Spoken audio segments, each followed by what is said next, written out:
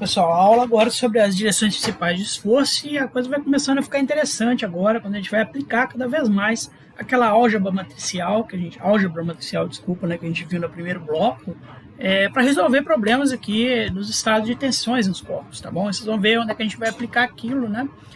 Vamos fazer uso daquelas operações com matrizes lá. Então, como é que a gente vai determinar as direções principais de esforço ou os eixos do elipsoide de tensões, né? Quando o campo de esforço é orientado segundo as setas vermelhas aqui, σ1, σ2, né? Tem um esforço compressivo e um esforço extensivo aqui, né? É aplicado em um corpo orientado como esse quadrado azul, né? Com esses planos aqui. Obviamente, os esforços principais vão ser decompostos em esforço normal e esforço cisalhante. Então, tem componentes cisalhantes aqui para todos os lados e componentes normais, né? Mas se você tiver um corpo, né, orientado de acordo com o quadrado vermelho, você só vai ter esforços normais, porque as resultantes já correspondem a superfícies perpendiculares aqui, né, a esses planos, normais aos planos. E você não vai ter esforços cisalhantes, né? O problema, então, da gente achar as direções principais de esforço é um problema de transformação de sistema de coordenadas. A gente não vai mudar a orientação do nosso tensor tensão no espaço. Nem faz sentido isso, né? Porque ele é uma representação abstrata do estado de tensão no corpo. Nós vamos rotacionar o sistema de coordenadas ao redor desse corpo no espaço, né? Desse corpo, dessa representação abstrata, até a gente chegar a uma orientação, um sistema de coordenadas x, y, z, em que cada um desses eixos seja paralelo a uma direção principal de esforço, né? Você consiga fazer o x ser paralelo a σ1, o y paralelo a σ2 e o z paralelo a σ3. Nesse sistema de coordenadas, a gente vai conseguir saber quais são as direções principais de esforço no espaço, né? Onde os esforços cisalhantes vão ser igual a zero, e qual é a magnitude dos esforços principais também. Então, é um problema da gente rotacionar o sistema de coordenadas até a gente chegar num ponto em que a gente vai ter apenas esforços resultantes normais, tá bom? Lembra da fórmula para transformação de sistema de coordenadas de tensores, né? O tensor no novo sistema de coordenadas é o tensor no sistema de coordenadas antigo, vezes uma matriz de transformação, né? Vezes a sua transposta, isso complica um pouco as contas em 3D, né? E essa matriz de transformação a gente vai usar cosseno e seno do ângulo que cada eixo faz, né? Do novo sistema de coordenadas faz com o eixo antigo, né? Então, cada eixo aqui, o eixo novo xx vai fazer um ângulo θ com o eixo antigo xx, né? O eixo novo XY vai fazer um ângulo com os antigos eixos, e a mesma coisa o último eixo XY. Acabei de receber uma ligação daquelas de spam aqui, né? Tive que parar a aula para falar que não era eu. Então, como você quer achar o sistema de coordenadas cujos eixos correspondem às direções principais de esforços, né, onde não há esforços cisalhantes, a gente quer resolver essa última equação aqui para que tal seja igual a zero, né? A gente não quer esforço cisalhante, então vamos resolver essa equação para tal igual a zero.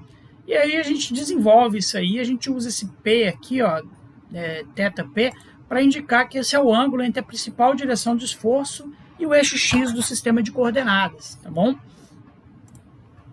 Então a gente resolve essa equação aí, a gente vai desenvolver isso, vai chegar no final com essa equação. A tangente de 2θP é 2 tal xy, né? Sigma xx menos sigma yy, tá bom? Com isso aí a gente já consegue, né, através dessa equação, calcular qual é o ângulo θ que o nosso sistema de coordenadas faz com o esforço principal do nosso sistema de tensão aí, né, do nosso estado de tensões. Pode substituir isso nas equações fundamentais do esforço, né? E aí a gente vai ter aqui um sigma máximo, um sigma mínimo, que ocorre aqui quando, respectivamente, você está somando ou diminuindo esse segundo fator, tá certo?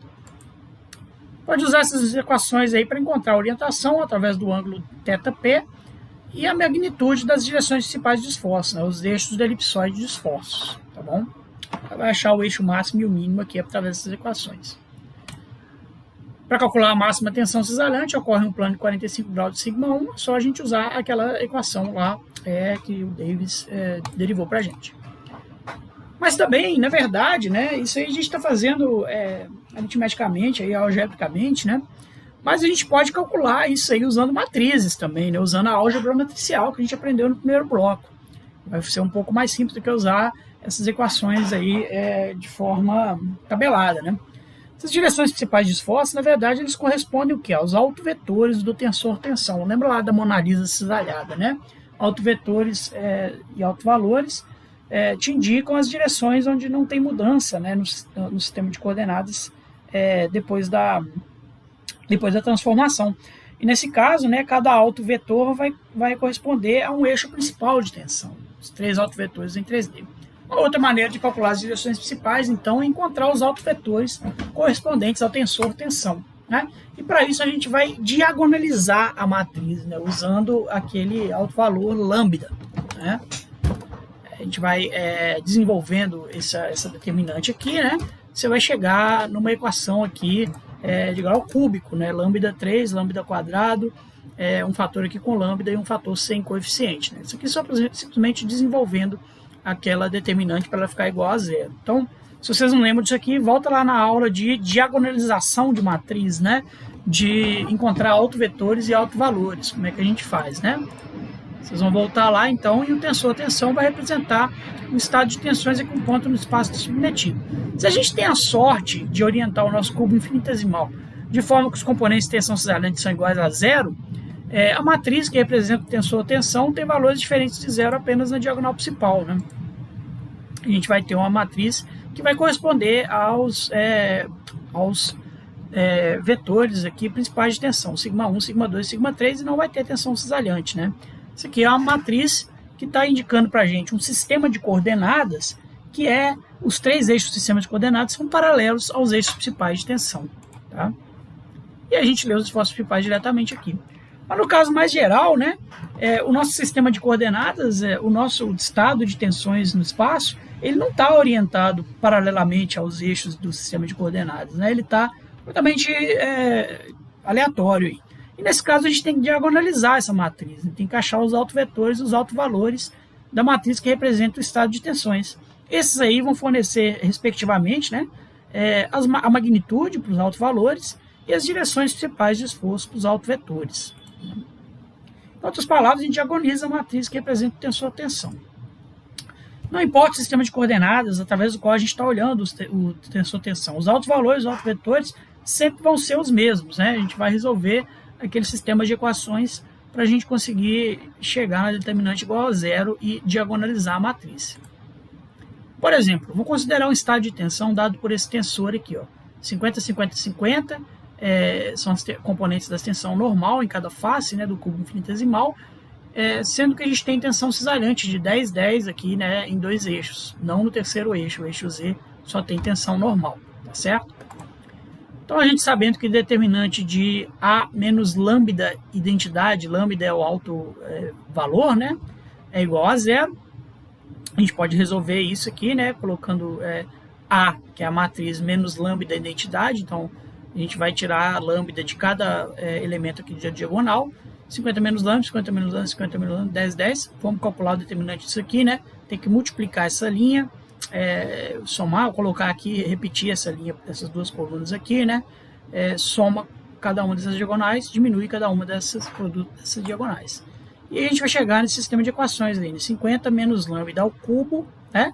Mais 10 vezes 0 já vai dar 0, 0 já dá 0, 0 vezes qualquer coisa, menos. Aí você vem para cá, né? Diminuindo agora, né? 0 vezes 0 vezes 50 menos lambda dá 0, 0 vezes 0, 0, né? Só o elemento final aqui que vai dar para a gente 50 menos lambda vezes 10 vezes 10, tá bom? Isso aí tem que dar igual a zero. A gente pode desenvolver esse polinômio aí, né? Até a gente chegar no polinômio característico dessa matriz aí, que é o polinômio, desenvolvendo ele até o final aqui, deu esse polinômio aí, encontrando um fator comum aqui, né? No caso é o 50 menos lambda, a gente consegue ir fatorando ele até chegar nesse polinômio lambda quadrado menos 100 lambda mais 2.400 vezes 50 menos lambda é igual a zero. Esse polinômio aí, ele tem 3 raízes, né? A gente tem aqui uma equação de primeiro grau, que é mais fácil, a raiz calcular, né? 50 menos lambda tem que dar igual a zero, então aqui a gente já sabe que um dos valores tem que ser 50, né? 50 menos 50, zero. Vamos calcular os outros dois autovalores fazendo Bhaskara, né, para esse polinômio de segundo grau. Então, o truque aqui, né, é a gente fatorar esse polinômio de terceiro grau aqui, né, de forma que você consiga no final um polinômio de segundo grau e um polinômio de primeiro grau, né? Então, você encontrar fatores comuns aqui nos dois para poder separar ele em dois polinômios fatoráveis, tá bom? Vamos lembrar aí de tudo a matemática que a gente já estudou. O polinômio característico está aí. As raízes do polinômio serão, né, se você calcula aqui B2 menos 4AC para essa equação aqui, você vai chegar em duas raízes, que x1 é 60 e x2 é 40, e a outra raiz é 50, como a gente já viu, né? Então, esses são os autovalores da nossa matriz, né? Lambda 1 aí, 60 megapascal, lambda 2, 40 megapascal, lambda 3, 50 megapascal. Na verdade, se você quiser usar aquela relação sigma 1, sigma 2, sigma 3, você passa os 50 para cá, né? Só para a gente poder trabalhar aqui. Para obter os autovetores, né, a gente lembra daquela relação A menos lambda de identidade vezes x, tem que colocar o vetor aqui agora igual a zero, e aí a gente vai calcular para cada autovalor. Então, calculando para 60, né, 50 menos 60 x1 mais 10x2 mais 0x3 igual a zero, você vai chegar no resultado final que x1 é igual a x2 e x3 é igual a zero. Então, o autovetor unitário vai ser assim, né? 1, 1, 0. Isso aí dá para a gente as coordenadas desse vetor cuja magnitude é 60 megapascal, né? No eixo x ele é 1, no eixo y ele é 1, no eixo z ele é 0. Né? Então, ele é paralelo ao plano xy. Similarmente, você calcula para lambda 2 40 megapascal, para lambda 3 50 megapascal, você vai chegar nos autovetores correspondentes a cada um desses autovalores aí, né? O 50 megapascal, olha lá, ele é 0 no eixo x, 0 no eixo y, ele é paralelo ao eixo z, né? Como era de se esperar, né? Porque a gente já sabe aqui desde o começo que 50 é o alto valor, né? A magnitude desse vetor aqui na direção z, né? Quer dizer, não tem cisalhamento nas outras duas direções.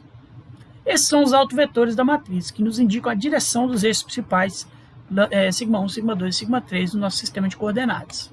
Tá? Para encontrar a orientação disso aí no espaço, a gente calcula os autovetores unitários, né? Fazendo lá novamente Pitágoras. Lembram lá das aulas de álgebra matricial, né? Quem não lembra, volta lá para poder relembrar. Cosseno de alfa x Vx dividido pelo módulo de V, né? Alfa y, Vy dividido pelo módulo de V, alfa z, Vz dividido pelo módulo de V. Isso aí a gente vai ter o vetor unitário, cosseno de alfa x, cosseno de alfa y, cosseno de alfa z. No caso aqui, para o vetor 1 aqui, né, a gente vai ter uma direção x, uma direção y e uma direção z, né? Então, na direção x, o Vx dividido pelo módulo de V que está aqui, né, 1 dividido por 1 ao quadrado mais 1 ao quadrado mais 0 ao quadrado, raiz quadrada disso, né? Depois a direção 2, 1 dividido por 1 ao quadrado mais 1 ao quadrado mais z ao quadrado, que é 0. Então, 1 ao quadrado no quadrado, raiz quadrada disso, que é o módulo. Né? Mesma coisa aqui para o segundo, né? 1 ao quadrado mais 1 ao quadrado, só que agora vai ter um sinal negativo aqui, né? E a terceira posição é 0. E o último vetor unitário lá, né? O x3, a gente vai ter correspondente ao alto valor 50, né? A gente tem 0 ao quadrado mais 0 ao quadrado mais 1 ao quadrado. Então, 1 dividido pela raiz de 1 aí, né? Ou raiz de 2 sobre 2, raiz de 2 sobre 2, raiz de 2 sobre 2 e menos raiz de 2 sobre 2 na direção j. E o último é simplesmente k, né? Esse aqui é 1 dividido por 1, sempre 1 aí, né? Bom, então a gente tem aí já os três autovetores correspondentes, né? E a gente pode calcular o cosseno de cada um dessas coisas aí, né? Então, para calcular, desculpa, isso aqui corresponde ao cosseno que cada vetor desse faz com cada eixo de coordenadas, né? Então, para o V1 aí, né? Que corresponde ao alto valor de 60 megapascal, se não me engano, né?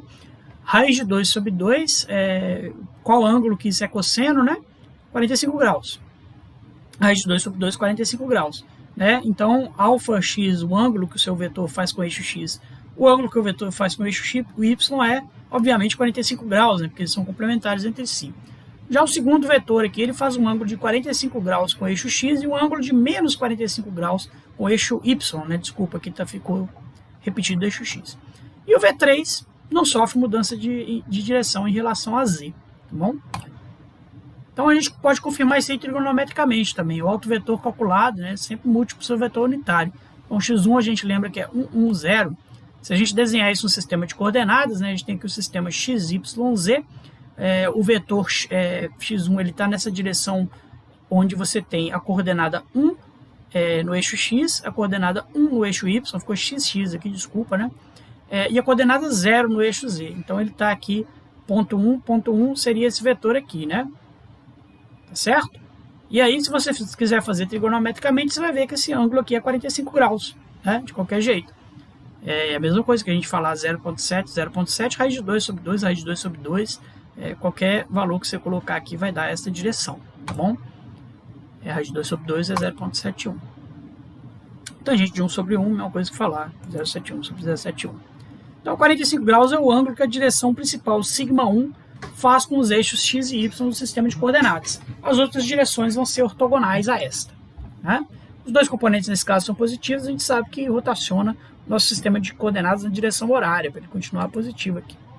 Agora essa representação desse cubo infinitesimal no espaço. Ó. Então, a gente não mudou o nosso estado de tensões, porém, nesse sistema de coordenadas aqui, né, nesse cubo infinitesimal, você geraria planos aqui onde você tem tensão normal e tensão cisalhante. O que a gente fez foi girar o nosso sistema de coordenadas para um novo sistema de coordenadas, onde os novos eixos aqui, z, x, y, agora são paralelos aos eixos principais de tensão.